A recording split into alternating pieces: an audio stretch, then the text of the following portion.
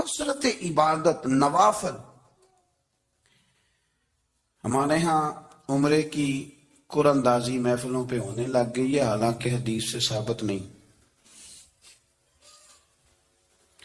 میں دوستوں سے کہتا ہوں جائز ہے، کرنی چاہیے، عمرے کی قرآن اندازی جائز ہے، پر کسی حدیث میں نہیں آئی کہ قرآن اندازی کرو عمرہ کرو. حدیث میں قرآن اندازی یہ آئی ہے کہ نبی پاک علیہ السلام نے فرمایا تمہیں پتہ چل جائے نا پہلی صف کا ثواب کتنا ہے تم قرآن اندازی کرو. عمرے کی قرآن اندازی کا تو پوسٹر چھپتا ہے، تو یہ والی قرآن اندازی کب ہو رہی ہے؟ ہونی چاہیے کہ نہیں؟ حضور نے فرمایا تمہیں پتہ چلے کہ اس کا ثواب کتنا تو تم قرآن اندازی کرو، تم قرآن ڈالو. جب آپ نماز پڑھ رہے ہوتے ہیں، جب آپ کا مصلی آباد ہوتا ہے، صلاح الدین ایوبی ایک بزرگ سے ملاقات ہو گئی، بیت المقدس پر قبضہ تھا عیسائیوں کا، تو صلاح الدین بڑے پریشان تھے. بابا جی کہنے لگے پتر کیا ہوا؟ کہنے لگے حضور پتہ چلا ہے دشمن کے 2 بحری بیڑے اسلحہ لے کے آ رہے. مسلمان پہلے ہی کمزور ہیں، اور اب اگر 2 بحری بیڑے اور آ گئے تو حضور مسئلہ بن جائے گا. تو میں پریشان ہوں کہ کس طرح یہ کم مسئلے والی ہماری فوج ہے کیسے مقابلہ کرے گی. تو بابا جی کہنے لگے پتر اس طرح کرنا، آج رات تو بھی دعا کرنا اور میں بھی کروں گا. تو بھی دعا کرنا، آپ ناراض نہ ہونا، ہم تو پیروں والے، ہم تو پیروں کے نوکر غلام ہیں، ہمارا تو گزارا ہی نہیں، ہمیں تو ملتا ہے سارا کچھ وہاں سے. پر میرا سوال یہ ہے کہ تعویذ لینے جاتے ہو نفل کیوں نہیں پڑھتے؟ رات اللہ اللہ کیوں نہیں کرتے؟ یہ بھی تو ہمارے بزرگوں کا ہی طریقہ ہے، انہوں نے تو ہمیں سکھایا ہے. صلاح الدین ایوبی سے بزرگوں نے کہا کہ رات آج نا اللہ اللہ کرنا، تو میں تیرے لیے دعا کروں گا، تو بھی دعا کرنا. تو بندہ جب دکھی ہوتا ہے تو سجدہ کرتا ہے، تو پھر ہی تو مصلی بھیگ جاتا ہے، پھر ہی تو مزہ آتا ہے. سکھی بندہ تو کعبے جا کے نہیں روتا. دکھی تھے، تکلیف تھی، تو سر رکھا سجدے میں تو تڑپ گئے. اور وہ بابا جی کہتے ہیں میں مسجد آیا تو صلاح الدین چیخے مار کے رو رہا تھا اور کہہ رہا تھا مالک میں کوئی اپنی شان کے لیے تو نہیں نہ لڑ رہا، اللہ کو میں کوئی قبضوں کے لیے تو نہیں لڑ رہا، مالک تیرے لیے لڑ رہا ہوں، مجھے بے آبرو نہ کرنا، میری مدد فرمانا. کہتے ہیں میں آیا تھا کہ مسجد میں دعا کروں گا، پر صلاح الدین ایوبی کو روتے دیکھا تو میں لوٹ گیا. تو سویرے صلاح الدین ملے تو بڑے خوش تھے. میں نے کہا پتر کیا ہوا؟ کہنے لگے حضور وہ بحری بیڑے 2 آ رہے تھے نا اسلحہ لے کے، دونوں ڈوب گئے پانی میں ڈوب گئے. تو بابا جی کہنے لگے صلاح الدین وہ پانی میں نہیں ڈوبے، وہ تیرے آنسوؤں میں ڈوب گئے، وہ غرق ہو گئے. وہ جو تو نے مصلی بات کیا تو وہ تیرے آنسوؤں میں ڈوب گئے، وہ غرق ہو گئے، وہ تباہ اتنے قیمتی تھے تیرے آنسو کے بہا لے گئے دشمن کے بحری بیڑوں کو. میرے بھائی ٹھیک ہو گیا جی، میرے عزیز سمجھ لیں اس بات کو ہمیشہ کے لیے، اور اس پر غور کرنے اچھے طریقے سے کہ میرے رسول کریم سید عالم صلی اللہ علیہ وسلم نے نا ہماری توجہ دلائی، حضور نے ہمیں بتلایا، ہمارا ذوق بڑھایا عبادت کی طرف. ایک صحابی تھے حضرت ابو فاطمہ رضی اللہ تعالیٰ عنہ، یہ ترمذی شریف کی حدیث ہے. نبی پاک علیہ السلام نے فرمایا ابو فاطمہ قیامت کے دن مجھ سے جلدی ملنا چاہتے ہو کہ دیر کے ساتھ؟ تو کہنے لگے حضور کون ہوگا جو دیر سے ملنا چاہے گا، ہم نے تو جان دے دی وعدہ دیدار پر. اعلیٰ حضرت فرماتے ہیں جان دے دی وعدہ اور نقد اپنا دام ہو ہی جائے گا. مجھے لگتا ہے کہ یہ سودا نقد و نقد ہو جانا ہے، چونکہ ہم نے جان دے دی وعدہ دیدار پر. آپ نے وعدہ کیا تھا کہ مریں گے تو پھر زیارت ہوگی، تو مر گئے ہم زیارت کی خاطر. جان دے دی وعدہ دیدار پر تو نقد اپنا دام ہو ہی جائے گا. اے رضا ہر کام کا ایک وقت ہے، دل کو بھی آرام ہو ہی جائے گا. تو حضرت ابو فاطمہ رضی اللہ تعالیٰ عنہ سے نبی پاک صلی اللہ علیہ وسلم نے فرمایا جلدی ملنا چاہتے ہو کہ دیر سے؟ اس کی حضور فٹافٹ ملنا ہے، میں نے قیامت کے دن آپ سے جلدی ملنا ہے. تو نبی پاک علیہ السلام نے فرمایا پھر اس طرح کرنا، دنیا میں رہ کے سجدے زیادہ کرنا، پھر سجدے زیادہ کرنا، قیامت میں ملاقات جلدی ہو جائے گی، قرب ملے گا تمہیں۔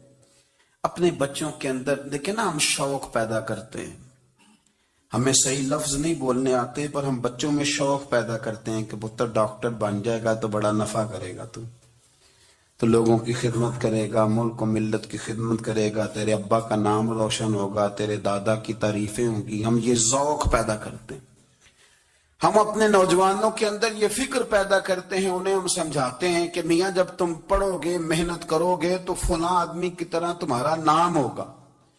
یہ جتنا ذوق ہم بچوں کے اندر ان چیزوں کا پیدا کرتے، ہمیں حکم ہے کسی طرح ہم ذوق پیدا کریں کہ پتر نماز پڑھے گا تو اللہ راضی ہو جائے گا، تو سجدہ کرے گا۔ دیکھیں نا میرے رسول کریم علیہ السلام نے فرمایا 7 سال کے بچے کو مسجد لے کے جاؤ، یعنی اسے شوق دلاؤ، اس کے اندر یہ خاصیت پیدا کرو کہ اس کا دل کرے مسجد میں جانے کا۔ رب ساری نعمتیں عطا فرمائے، جو کہے کہ تیری تخلیق میں نے کی، تجھ سے پہلوں کو بھی پیدا میں نے کیا، تیرے لیے زمین کا بچھونا بھی میں نے بچھایا، آسمان کی چھت بھی میں نے لگائی، تیرے لیے زمین سے ساری اناج کو، پھل کو، کھیتیوں کو نکالا بھی تیرے لیے، اب تو اس طرح کر کہ تو میری عبادت کر، تو میری بارگاہ میں جھک جا۔ بہت سارے نشے لوگوں کو لگے ہوئے ہوتے ہیں، ہر آدمی کوئی نہ کوئی نشہ کرتا ہے، کوئی دولت کا کرتا ہے، کوئی شہرت کا کرتا ہے، کوئی اپنی تعریف کا نشہ کرتا ہے، 2-4 لوگوں سے تعریف سن کے مطمئن ہو جاتا ہے۔ ناراض تو نہیں ہوگے اس جملے سے آپ؟ کرتے ہیں لوگ دولت کا نشہ بھی، یہ جب نقصان ہوتا ہے تو بندے بیمار نہیں ہو جاتے، پیسے ڈوب جاتے ہیں تو لوگ بیمار نہیں ہو جاتے، تو اس کا مطلب یہ ہوتا ہے کہ نشہ ٹوٹ گیا ہے۔ اب بہک ہوئے نا تھوڑے سے تو کانپتے ہیں، تڑپتے ہیں، پریشان، نشہ ہی اسی طرح ہی کرتا ہے نا، نہیں ملتا تو پریشان ہوتا ہے۔ یہ سارے نشے ہیں، مختلف قسم کا نشہ۔ ہم مانتے نہیں اس بات کو، تسلیم نہیں کرتے، کیونکہ تسلیم کرنا بڑا مشکل کام ہے، اس کے لیے تو بڑی ساری چیزیں جو ہے وہ دبوچ کے اور بڑی سارے رستے پھلانگ کے آنا پڑتا ہے، تو بڑا مشکل ہے ماننا، ورنہ کرتے ہیں ہم، ہمارا مزاج ہے۔ یہ گھومنے پھرنے کا، دنیا دیکھنے کا بھی ایک نشہ ہے، یہ بہت ساری باتیں کرنے کا بھی ایک نشہ ہے، گپ شپ کا بھی ایک نشہ ہے۔ 2-4 لوگوں کی جب تک پگڑیاں نہ کھول لیں، بعض لوگوں کو نیند نہیں آتی، یہ غیبت کا، چغلی کا، بددیانتی کا، یہ بھی ایک نشہ ہے۔ اس پر ملا رومی رحمت اللہ نے بڑا کلام لکھا ہے، وہ کہتے ہیں مانگ کے کھانے کا بھی نشہ ہے، مانگ کے کھانے کا بھی نشہ ہے۔ وہ کہتے ہیں کہ ایک بھیک مانگنے والی خاتون تھی، تو بادشاہ کے پاس بھیک مانگنے آئی، تو بادشاہ کو پسند آ گئی، اس نے شادی کر لی۔ اب اس کو عادت تھی بھیک مانگ کے کھانے کی، تو وہ کنیزوں سے کہا کرتی تھی کہ فٹافٹ نہ روٹی لے کے آیا کرو، میں 2-3 دفعہ مانگوں تو پھر لایا کرو، چونکہ ایک نشہ ہے نا، تو میں مانگوں 2-4 دفعہ تو پھر۔ تو انسان بہت سارے نشے کرتا ہے، یہ مانتا نہیں، یہ موبائل، یہ فیس بک، یہ سارے نشے ہی ہیں۔ اپنی فوٹو لگا لینا، سارا دن اسی کو دیکھتے رہنا، اور بڑے بڑے سیانے بندے جو وزادار ہیں، بڑے وزادار لوگ ہیں، لیکن وہ بھی سنجیدگی کے قائل نہیں، اس طرح کے نشوں کا شکار ہیں۔ یہ سارے نشے ہیں جو ہم نے پال لیے۔ ہمارے صوفیاء، ہمارے بزرگ فرماتے ہیں کہ تم اس طرح کرو، اگر سارے نشوں سے بچنا چاہتے ہو تو سجدے کا نشہ شروع کرو، سجدے کا نشہ شروع کرو۔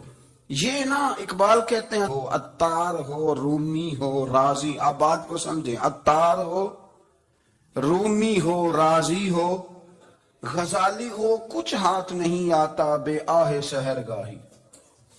کہتے بہت بڑا صوفی ہو جیسے فرید الدین عطار تھے، بہت بڑا تصوف کا امام ہو جیسے امام غزالی تھے، بہت بڑا تفسیر کا استاد ہو جیسے امام رازی ہو، عطار ہو، رومی ہو، رازی ہو، غزالی ہو، پر کچھ ہاتھ نہیں آتا بے آہ سحر گاہی۔ اگر سویرے اٹھ کے روتا نہیں نا اللہ کی بارگاہ میں، اگر تہجد نہیں نہ پڑھتا تو کچھ ہاتھ نہیں آتا، بے آہے سحر گاہی، پھر اس کو کوئی چیز نصیب۔ میری بات کی سمجھ آ رہی ہے آپ حضرات؟ جب تک آپ سویرے نہیں اٹھتے، آپ اللہ اللہ نہیں کرتے، آپ کو نوافل کا چسکا نہیں، عبادت کا مزہ نہیں، فرمایا میری عبادت کرو، یہ شوق پیدا کرو، میں نے تمہیں پیدا کیا ہے۔ ہم لوگوں کے نشے مختلف نشے، بڑا عجیب رنگ ہے۔ محفل کی صدارت کرنے والے بڑے پیر صاحب، بڑے القابات، خو بیچ میں سے بندہ تلاش کرنے سے بھی نہیں مل رہا، اتنے بڑے لقب ہیں اس کے، لیکن وہ ساج سنور کے 2.5 گھنٹے بیٹھا رہا محفل میں، اور نماز کا وقت آیا تو اس نے مختصر سی پڑھی اور نکل گیا، ہلکے سے سجدے کیے۔ او اتنا بڑا عشق رسول نعت کا، او ہو کیا بات ہے، اور عشق رسول کا بہت بڑا پیغامبر، بہت بڑا مبلغ، اور بیچارہ سمجھ ہی نہیں سکا کہ اللہ کے رسول نے فرمایا تو نماز پڑھ میری آنکھیں ٹھنڈی ہو جائیں گی۔ تو یہ نشے کے عادی تو ہیں پر حقیقت کے قائل نہیں۔ یہ بس ٹھیک ہے، خوابوں کی دنیا میں لوگ زندہ ہیں، پر جن کو یہ جو نشہ تھا نا عبادت کا، یہ میرے رسول پاک کی چاہت ہے، یہ میرے نبی کریم علیہ السلام کی۔ آپ دیکھیں نا حضور مہینوں جا کے غار حرا میں بیٹھتے، کیا وہاں تبلیغ کرتے تھے؟ کوئی کتاب لکھتے تھے؟ رسول کریم علیہ السلام مہینہ رہتے غار حرا میں، کوئی نہ مجھے دیکھے، کوئی نہ مجھے ملے، حضور یہاں کیا ہے؟ فرمایا میں اپنے رب کی عبادت کروں گا۔ نبی کریم علیہ السلام نے سجدوں کے ساتھ پتھروں اور پہاڑوں کو آباد کر دیا، سجدوں کے ساتھ۔ آپ کا سجدہ آپ کو بہت ساری چیزوں سے چھڑا لیتا ہے، یہ بہت ساری جگہوں سے جھکنے سے بچا لیتا ہے۔ صوفیاء اولیاء یہ کیا کرتے تھے؟ یہ سجدے کا ذوق ہی تو پیدا کرتے تھے، سجدے کا ذوق۔ شاہ عبدالعزیز دباغ رحمت اللہ تعالی علیہ اپنے مریدوں سے فرمایا کرتے تھے کہ اگر تم پکے نمازی بن جاؤ نا، تہجد گزار ہو جاؤ، تو میرے پاس آنا جانا چھوڑ دینا۔ عرض کی حضور کیوں؟ فرمایا میں تمہارے اور رب رسول کے راستے میں رکاوٹ نہیں بننا چاہتا، اب میرا مقصود ہے تمہیں وہاں تک پہنچانا، جب پہنچ گئے تو پھر میری ضرورت ختم ہو گئی۔ ہاں کبھی وسوس آئے، شک پیدا ہو، تکلیف ہو تو آنا، ورنہ میں نہیں چاہتا کہ میں رکاوٹ بنا رہوں۔ تم اللہ اللہ کرو، اس مالک کو راضی کرو۔ میرے رسول پاک علیہ وسلم نے فرمایا بندہ اللہ کے سب سے قریب اس وقت ہوتا ہے جب وہ سجدے کی حالت میں ہوتا ہے۔ کس کے قریب ہوتا ہے؟ اللہ کے سب سے قریب ہوتا ہے، وہ بڑا نیڑے ہے رب کے، بڑا قریب ہے، اس لیے کہ وہ حالت سجدہ میں، وہ جب سجدے کرتا ہے نا اس کی بارگاہ میں جب جھک جاتا ہے۔ آپ ذرا سجدے کی کیفیت دیکھیں نا، زبان بھی یہاں ہے، آنکھ بھی یہاں ہے، کان بھی، عقل بھی ساری، اس نے سارا کچھ رکھ دیا سجدے میں۔ آپ وہ کبھی پیچھے جائیں تو دیہاتوں میں کہا جاتا تھا ناک سے نکیریں نکالو، بہت بڑی سزا ہوتی تھی نا، ناک سے نکیریں نکالو، بڑی سزا ہوتی تھی۔ تو اس نے کہا مالک مجھے کسی نے کہا نہیں، پر دیکھنا میں نے رکھ دی ساری عقل سجدے میں، اور رکھ کے کہا کیا؟ سبحان ربی یا اللہ میں پست ہوں تو اعلیٰ ہے، اللہ تو میرا رب ہے اور تو سب سے اعلیٰ اتنا۔ اور فرمایا جب یہ اس کیفیت میں ہوتا ہے تو پھر یہ اپنے رب کے قریب ہوتا ہے۔ اس کے اندر یہ خصوصیات لاؤ کہ وہ ہمارے ہاں نا ہر چیز کو پرموٹ کیا جا رہا ہے، ہر چیز کو، یعنی سر سنگیت سکھانے کے لیے اکیڈمیاں بن گئی، ہر شے پرموٹ ہو رہی ہے، عبادت کا جذبہ کم ہوتا جا رہا ہے، اللہ کا ذوق ہمارے اندر نہیں رہا۔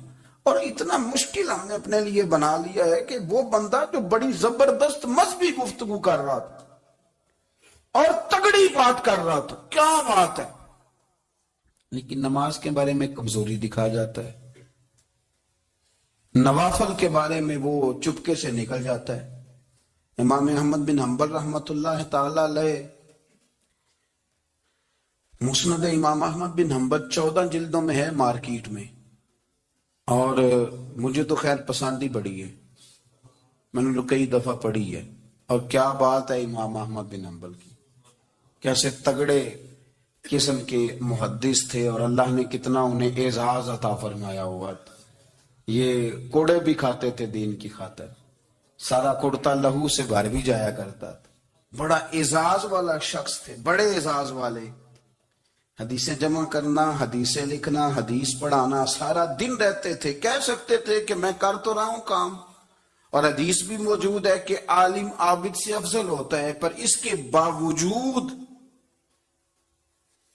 امام احمد بن حنبل رحمۃ اللہ علیہ 300 نفل فرض نمازوں کے علاوہ پڑھا کرتے تھے، 300 نوافل روز پڑھا کرتے تھے۔ ان کے بیٹے نے کہا ابا جی مکان خریدنا ہے تو جگہ کہاں کر کے لوں، بہت ساری آبادیاں، تو فرمایا پتر وہاں لینا جہاں مسجد قریب ہو۔ میرے رسول کریم سید عالم صلی اللہ علیہ وسلم اتنا پسند کرتے مسجد کو، اتنا پسند کرتے نماز کو، کہ رسول کریم صلی اللہ علیہ وسلم تہجد کی نماز بھی پڑھتے، پھر حضور فجر کی نماز بھی پڑھتے، نبی پاک وتر کو الگ کر کے پڑھتے، عشاء کے ساتھ نہیں پڑھتے۔ یہ تو ہم اس لیے اجازت دی ہمارے بزرگوں نے کہ بعد میں اٹھے گا کون علیحدہ وتر پڑھنے کے لیے، عشاء کے ساتھ پڑھ لے۔ وتر پڑھتے، تہجد پڑھتے، فجر پڑھتے، اشراق پڑھتے، چاشت پڑھتے، پھر مغرب کی نماز کے بعد 6 رکعت اوابین پڑھتے، پھر رات کو صلاۃ اللیل پڑھتے۔ سیدہ عائشہ صدیقہ کہتی ہیں زمانہ سو جاتا اور میرے رسول مصلی بچھا کے کھڑے ہو جاتے۔ او یار کھیتی باڑی کر کے نہیں، محنت مزدوری کر کے نہیں، جناب عائشہ کہتی ہیں میں یہ بھی دیکھتی کہ حضور ایک آیت شروع کرتے تو ساری رات اسی کو پڑھتے، اور میری نظر جاتی تو قدم مبارک پہ ورم آ جاتا۔ یار نماز پڑھ پڑھ کے، اتنی مشقت کر کے، اتنی جد و جہد کر کے ورم آ گیا، یا رسول اللہ اتنی محنت کیوں کرتے ہو؟ فرمایا فلا اکون عبدا شکورا، کیا میں اپنے رب کا شکر گزار بندہ نہ بنوں؟ صحابہ کا ذوق عبادتوں کا، ریاضتوں کا، تلاوتوں کا، طبیعت ہے ان کی، وہ ایک دوسرے کو، حضرت مولا علی شیر خدا کرم اللہ تعالی وجہ الکریم کے زمانے میں روم کے بادشاہ نے کہا یار یہ مسلمانوں کا پتہ تو کرو، یہ آخر کیوں اتنے زیادہ مجاہد ہیں؟ اس زمانے میں جاسوس بھیجنے کا مزاج تھا، اب تو جاسوس پکڑا جاتا ہے، اب تو جاسوس، اور جاسوسی کا شوق ویسے آج بھی ہے۔ عرض کروں تھوڑی سی بات اس عنوان سے، پتہ کیا ہمارا مسئلہ ہے؟ ہم جہاں جاتے ہیں نا وہاں تھوڑی خوشبو سونگنے کی کوشش کرتے ہیں، وہ کیا ہے تو یہ کیا ہے تو ادھر کیا ہے تو تھوڑا سا ادھر کیا ہے۔ میرے رسول پاک پڑھیے درود شریف، سارے پڑھیے ذرا زور سے، صلی اللہ تعالی۔ نبی پاک علیہ السلام نے فرمایا جاسوسی نہ کرنا ورنہ تم بندوں کو خراب کر دو گے، اور فرمایا اس طرح نہ ہو کہ تم کسی کے اب کھول نہ نکلو تو تمہارے پہلے کھول جائیں۔ یہ جو ذوق ہے نا یہ ختم کریں، چھوڑیں، مطلب آپ کس چکر میں پڑے ہوئے ہیں؟ اتنی زیادہ توجہ کرنے کی کیا ضرورت ہے؟ نے کام سے کام رکھیں، اس میں بندہ تھوڑا سا نا آسان رہتا ہے۔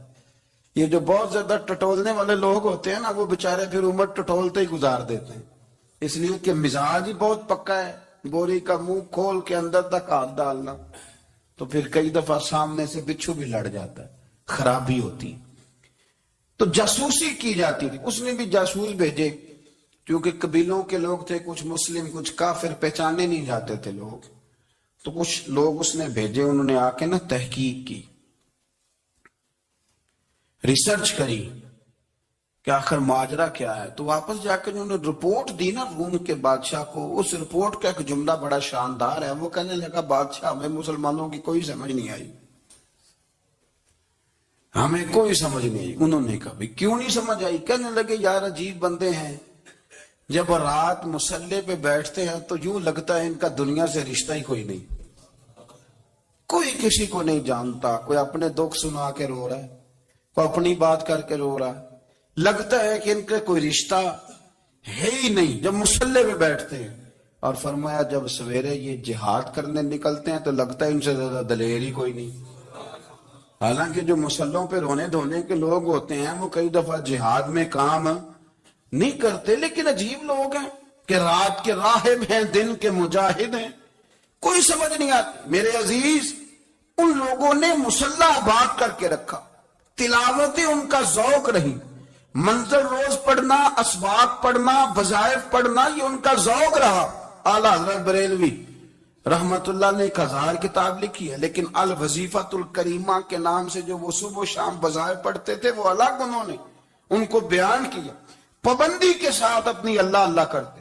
شیخ شہاب الدین سہروردی رحمت اللہ علیہ، اس پر ایک بندے نے اعتراض کیا، اس نے کہا جی آپ کس قسم کے صوفی ہیں، مرید بیٹھے ہیں اور آپ وہاں نفل پڑھ رہے ہیں؟ یہ بھی بڑا مسئلہ ہوتا ہے نا، جو بندہ ملنے آتا ہے وہ اپنے ٹائم کے حساب سے آتا ہے، اور اس کا یہ بھی خیال ہوتا ہے کہ پیر صاحب جو ہیں وہ چونکہ درویش ہیں تو نہ انہیں روٹی کھانی چاہیے نہ سونا چاہیے، چونکہ وہ درویش ہیں، اور ہم چونکہ درویشوں کے ماننے والے ہیں لہذا ہمارا یہ طریقہ ہونا چاہیے کہ جیسے ہم کہیں درویش ویسے ہی کر جائے۔ حالانکہ جس کو آپ درویش کہیں گے آپ اس کی مانیں گے، آپ منوائیں گے نہیں، تو ہمارا مزاج ہوتا ہے۔ شیخ شہاب الدین پر لوگوں نے اعتراض کی، حضور لوگ ملنے آئے ہیں، زیارت کرنے آئے ہیں، بندے دعا کرانے آئے ہیں، اللہ اللہ کرانے آئے، اور آپ نفل پڑھ رہے ہیں، کیا جملہ ہے، کیا حسن ہے، کیا خوبصورتی ہے۔ فرمانے لگے رب رسول سے مانگنے کے لیے مصلی بچھایا ہے، اگر وہاں سے مانگوں گا نہیں تو تمہیں دوں گا کیا؟ پہلے مجھے کچھ لے تو لینے دو، اگر میرے پلے کچھ ہے ہوگی تو آگے دوں گا نا۔ تو میں مانگنے گیا تھا کہ یا اللہ دے، تیرے بندے لینے آئے، دے تو میں کچھ لوں گا تو آگے دوں گا نا۔ لیکن ہمارا یہ سٹیٹس، یہ مزاج، یہ شعور نہیں ہے۔ گپیں، کہانیاں، داستانیں، گفتگو، خطابت، واز، کیا بات۔ لیکن اگر کچھ کرنے کا کام ہو تو وہ نہیں ہم سے ہوتا۔ میرے نبی کریم علیہ السلام نے مصلی سے دل لگانے کا درس دیا، حضور نے توجہ دلائی، صحابہ اس ذوق کے حامل لوگ تھے، وہ کوشش کرتے تھے۔ جناب صدیق اکبر رضی اللہ تعالیٰ عنہ کا عبادت کا مزاج ہمیشہ قائم رہا۔ حضرت عمر فاروق ساری رات اللہ کے حضور کھڑے رہے۔ حضرت عثمان غنی رضی اللہ تعالیٰ عنہ عشاء کی نماز پڑھ کے 2 رکعتوں کی نیت باندھتے تھے، 15 سپارے پہلی رکعت میں پڑھ دیتے اور 15 سپارے قرآن مجید کے دوسری رکعت میں پڑھ دیتے۔ آپ نے نا حضرت عمر فاروق کے وصال کے بعد ان کی ایک بیوہ سے نکاح کیا، حضرت عثمان غنی نے نکاح کیا۔ وہ خاتون آپ کے نکاح میں آئیں تو عرض کرنے لگی، امیر المومنین میرے لیے اعزاز تو بہت ہے کہ میں امیر المومنین کی بیوہ تھی تو امیر المومنین کی منکوحہ ہو گئی ہوں، لیکن حضور نہ تو میں جوان ہوں کہ میرے اندر رغبت ہوتی اور نہ میں اب اس قابل ہوں کہ کوئی خدمت کر سکوں، میرے ساتھ نکاح کی وجہ کیا بنی؟ تو عثمان غنی رو پڑے، فرمانے لگے میں نے عمر فاروق کو مسجد میں اپنے رب سے ڈرتے ہوئے دیکھا ہے، میں نے اسے روتے ہوئے دیکھا ہے، عدل کرتے دیکھا ہے، انصاف کرتے دیکھا ہے، امت کی خیر خواہی کرتے دیکھا۔ تمہارے ساتھ نکاح اس لیے کیا ہے کہ تم مجھے یہ بتاؤ کہ عمر فاروق گھر کے اندر اپنے رب کو کیسے راضی کرتے تھے، گھر کے اندر کیسے راضی کرتے تھے، وہ طریقے بتلاؤ، تم بتاتی جانا اور میں بھی اسی طرح گھر میں عبادت کروں۔ میرے رسول کریم علیہ السلام نے ارشاد فرمایا، حضور فرمانے لگے جس گھر میں اللہ کا ذکر ہوتا ہے وہ گھر زندوں کا ہے، اور جس گھر میں رب کریم کا ذکر نہیں ہوتا وہ گھر زندوں کا نہیں ہے۔ گھر نا ہم نا کتابوں میں پڑھتے ہیں کہ ایک بزرگ کہتے ہیں، حضرت فضیل بن ایاز کہتے ہیں کہ میں ایک گلی سے گزر رہا تھا تو گھر کے اندر کسی قاری صاحب نے قرآن کی آیت پڑھ دی، وَلِمَنْ خَافَ مَقَامَ رَبِّهِ جَنَّتَانِ۔ میں تے میرے کانوں سے ٹکرائی تو اللہ نے میری کایا ہی پلٹ دی، میں توبہ کر گیا۔ اب گھر کے اندر سے آواز آئے تو صحیح نہ تلاوت کی، پر اندر سے آواز آتی نہیں، یا ڈیک بجنے کی آواز آتی ہے، یا ٹی وی چلنے کی آواز آتی ہے، یا دھوم مچانے کی آواز آتی ہے۔ عبادت کا وہ جو خاص شوق تھا، وہ جو حسن تھا، وہ جو توانائی تھی، وہ جو بات تھی۔ ایک جگہ پہ ہم بیٹھے تھے تو وہاں ایک صاحب آئے اور انہوں نے آتے ہی کہا کہ مہربانی کریں ذرا مجھے مصلی دے دیں، میرے نہ کچھ نفل رہ گئے۔ تو میں نے وضو کر لیا تو کوئی مصلی مل جائے، مصلی انہیں دے دیا گیا، وہ مصلی لے کے چلے گئے، تو پیچھے ایک صاحب نے تبصرہ کیا، کہنے نے کتنا ریاکار بندہ ہے، لوگوں کو دکھا رہا ہے کہ میں نفل پڑھتا ہوں، ہے کوئی بات کرنے والی؟ میں نے اسے کہا تو مہربانی کرنا، اس طرح کی ریاکاری تو بھی کر، پکڑ مصلی اور جا تو بھی تھوڑی ریاکاری کر کے آ، اٹھ ذرا، شکر کر کوئی یہ ریاکار بھی ملا ہے، کوئی نفل پڑھ کے ریاکاری کر رہا ہے۔ اللہ کا میں کہتا ہوں کو پڑھے تو صحیح نہ یار، یہ کوئی دور ہے نفل پڑھنے کا، اس میں تو لوگوں کا مزاج ہی نہیں، طبیعت ہی نہیں۔ میں نے کہا چل مہربانی کر، یہ لے مصلی اور تو بھی جا تھوڑی سی یا کر یا ریاکاری کرو تو صحیح نا، مزاج ہی نہیں، ذوق۔ جمعے کی نماز پڑھ کے یوں دنیا بھاگتی ہے، او ہو پتہ نہیں کون سی پیچھے آگ تھی جو بجھائی جائے گی، اور آج تک لوگ مسئلہ پوچھ رہے ہیں کہ جمعے کی بعد والی سنتیں کتنی ہوتی ہیں۔ میں نے کہا کتنے سال ہو گئے جمعہ پڑھتے، کتنے سال ہو گئے، ابھی تک سنتوں کا نہیں پتا، ابھی تک نہیں علم کے پہلے کتنی رکھتے ہیں اور بعد میں کتنی رکھتے ہیں۔ فجر کی سنتیں کب پڑھنی چاہیے؟ سنو فجر کی سنتوں کے بارے میں۔ میرے رسول کریم سید عالم صلی اللہ تعالی علیہ وسلم سے ایک صحابی نے پوچھا تھا، حضور میری فجر کی سنتیں رہ گئیں یا رہ جاتی ہیں تو حکم کیا ہے؟ کیا انداز ہے حضور کا؟ بخاری مسلم کے لفظ سنو، حضور سید عالم صلی اللہ علیہ وسلم فرمانے لگے، اس نے کیا پوچھا تھا، حضور جواب کیا دیتے؟ فرمایا فجر کی سنتیں کبھی نہ چھوڑنا، فجر کی پہلی 2 سنتیں کبھی نہ چھوڑنا۔ یا رسول اللہ صلی اللہ تعالی علیہ وسلم میری رہ گئی یا رہ جاتی ہیں، فرمایا فجر کی 2 سنتیں نہ چھوڑنا، فرمایا فجر کی پہلی 2 سنتیں مجھے دنیا اور دنیا کے اندر جو کچھ ہے وہ سب سے زیادہ پیاری ہے۔ فجر کی 2 سنتیں دنیا اور دنیا میں جو کچھ ہے مجھے وہ سب سے زیادہ پیاری ہیں، اس لیے فجر کی سنتیں نہ چھوڑنا۔ اپنا ذوق، اپنی طبیعت، ہم نے نا ذوق غلط بنا لیا ہے۔ اگر 20 بندے کہہ بھی دیں گے تو نے بڑی شاندار تلاوت کیا تو کیا اس سے بنے گا؟ 100 بندہ کہہ بھی دے تیری کیا بات ہے، کیا بات ہے نعت خاں کی، کیا بات ہے علامہ صاحب کی، پیر صاحب کی، پیر مہر علی شاہ صاحب رحمت اللہ علیہ، آپ تشریف فرماتے تو آپ کے ایک ہی بیٹے بابو جی جن کو کہا جاتا ہے، جس دن صاحبزادے پیدا ہوئے تو خادم نہ وہاں سے نکلا۔ ان لوگوں کے شوق اور طرح کے تھے نا، تو ان کی توجہ بھی اپنے شوق کی طرف رہتی، تو خادم نکلا اندر سے، پیر صاحب مبارک ہو، پیر صاحب مبارک ہو، پیر صاحب مبارک ہو، پیر صاحب مبارک، وہ شور کر رہا ہے، تو پیر صاحب کو وجد ہو گیا، اللہ اکبر اللہ اکبر اللہ، وہ کیا ہوا، کس بات کی مبارک دے رہے ہو؟ عرض کی حضور اللہ نے بیٹا دیا ہے۔ تو آپ فرمانے لگے اچھا حضور آپ کیا ہوا، آپ تو پریشان ہو گئے۔ فرمانے لگے جب تو نے 3 دفعہ کہا نا مہر علی کو مبارک ہو، تو میں سمجھا تھا شاید تجھے کسی نے بتا دیا ہے کہ مہر علی سے اللہ راضی ہو گیا، میں سمجھا تھا کہ شاید تو یہ خبر لے کے آیا ہے کہ کسی نے بتایا ہے کہ مجھے آج خبر ملی ہے کہ مہر علی سے رب اچھا پتر ہوا ہے، الحمدللہ اللہ کا شکر ہے، پر میرے لیے مبارک کا دن وہ ہوگا جب میرا رب کہے گا کہ میں مہر علی سے راضی ہوں، میرے محبوب کہیں گے کہ میں مہر علی سے، آپ بات کو سمجھیں، شوق ہی کسی اور طرف تھا، دل ہی کہیں اور لگا ہوا تھا، طبیعت ہی کہیں اور مائل تھی۔ کوئی وظیفہ پوچھتے تھے تو پڑھتے تھے وہ لوگ، کچھ اللہ اللہ انہیں بتائی جاتی تھی تو کرنے کا ذوق رکھتے تھے، طبیعت تھی، قائل تھے۔ حضرت ربیع کہتے ہیں میں بڑی دور سے سفر کر کے گیا حضرت اویس کرنی سے ملنے، بڑی دور سے، اور جب میں پہنچا تو فجر کا وقت تھا، تو حضرت اویس کرنی کو میں نے پا لیا، تو وہ نماز پڑھ کے نا قرآن شریف لے کے بیٹھ گئے۔ فرماتے ہیں اشراق چاشت کا وقت ہوا تو نفلوں کی نیت باندھ لی۔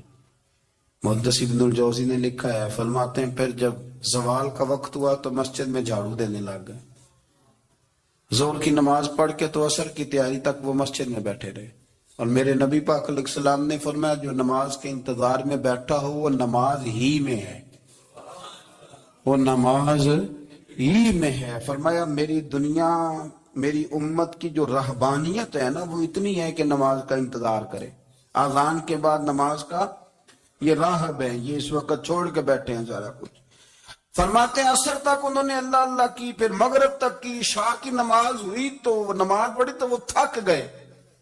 اب مجھے وہ فارغ ہوا، مصلی چھوڑے تو میں ملاقات کروں نا. یہ آپ حیران نہ ہو کہ اتنی دیر بندہ کیسے اللہ اللہ کر. ہم نے کی نہیں نا، اس لیے ہم پریشان ہیں. جو عادی ہوتے ہیں وہ کر بھی لیتے ہیں. وہ یہ کام، میری بات کی سمجھ آ رہی ہے؟ جب جاتے ہو کسی دفتر میں تو 8 گھنٹے کھڑے رہ لیتے ہو نا. مجبوری ہوتی ہے تو کھڑے رہا جا سکتا ہے. پاسپورٹ کے دفتر، بولیے، امیگریشن کی لائنوں میں، اور میں نے تو امبیسیوں میں بندے 12 گھنٹے پہلے جا کے کھڑے دیکھے. رہ لیتے ہیں کھڑے. تو اگر ان کاموں کے لیے رہا جاتا ہے تو اللہ رسول کے لیے بھی کھڑے رہا جا سکتا ہے. تو فرمانے لگے کہ جب عشاء کی نماز کے بعد آخر انسان تھے، تھک گئے، نیند کا غلبہ ہوا تو تھوڑی ایسے آنکھ بند ہوئی تو کھلی تو رونے لگے. حضرت اب ایسے کر دی، رو کے کہنے لگے مالک مجھے غافل تو نہ کر. ابھی میں نے کیا بھی کچھ نہیں، دن ختم ہو گیا، کوئی نفل نہیں، کوئی اللہ اللہ نہیں. اللہ مجھے غافل نہ کر، میری مدد فرما.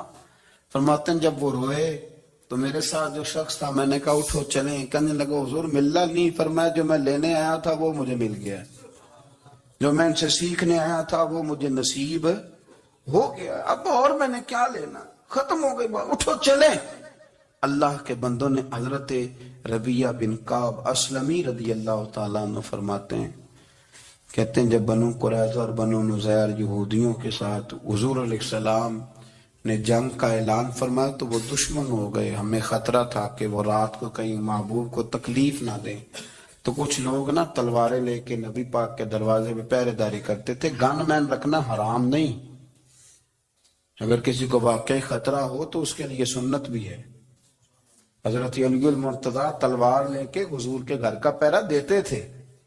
حضرت ربیہ بن کعب اسلمی رضی اللہ تعالیٰ عنہ فرماتے ہیں کہ رات میری ڈیوٹی تھی کہ میں حضور کے گھر کا پہرا دوں گا. تو فرماتے ہیں میں باہر سن رہا تھا، ساری رات ہی میرے نبی پاک نے اللہ کی تسبیح پڑھی. ساری رات، کبھی تسبیح، کبھی تحلیل، کبھی تحمید، کبھی تکبیر، ساری رات. فرماتے ہیں ساری رات حضور پڑھتے رہے اور ساری رات ہی میں سنتا رہا. مجھے اونگ آ گئی، میری آنکھ لگ گئی، حضور ابھی پڑھ رہے تھے، میں تھک کے سو گیا. اور فرماتے ہیں جب میری آنکھ دوبارہ سے کھلی تو میرے کانوں میں پھر کوئی چیز گونجی تو میں نے کان لگایا تو میرے حبیب ابھی بھی اللہ کو یاد کر رہے.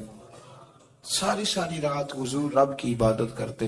اسی لیے تو کہا یا ایھا المزمل قم اللیل الا قلیلا. ابھی ساری رات تو نہ جاگا کر، تھوڑا آرام بھی کر لیے گا. میرے بھائی اپنا مصلی، اپنی عبادات، اپنے وظائف، اللہ اللہ جو آپ نے کسی سے سیکھی ہے اس کو کبھی کمزور نہ ہونے دیں. شجرہ شریف جو کسی بزرگ سے آپ لے لیتے ہیں تو کیا رسم ہے کوئی؟ اس پہ کچھ لکھا ہوتا ہے، وہ پڑھنے کے لیے دیا جاتا ہے. اس پہ لکھا ہوتا ہے کہ یہ اللہ اللہ آپ نے کرنی ہے. ساری زندگی کسی اسکول میں داخل ہو گئے اور وہاں جا کے آپ نصاب ہی نہ پڑھیں، کتاب ہی نہ کھولیں تو پاس ہو جائیں گے؟ وہ کہتے ہیں میں 20 سال جاتا رہا ملا کچھ نہیں. تو آپ نے لیا کیا ہے؟ ایک اتنی سی کتاب تھی، اس کو تو کھول کے آپ دیکھ نہیں سکے، اس کے وظائف تک تو رسائی نہ ہوئی. اس لیے کہ اللہ اللہ کرنا مشکل ہے اور تصویر کھچانا یہ آسان کام ہے. تو جو آسان ہے اس طرف ہماری توجہ لگی رہتی ہے اور جو مشکل ہے اس طرف ہم ذوق پیدا نہیں کرتے.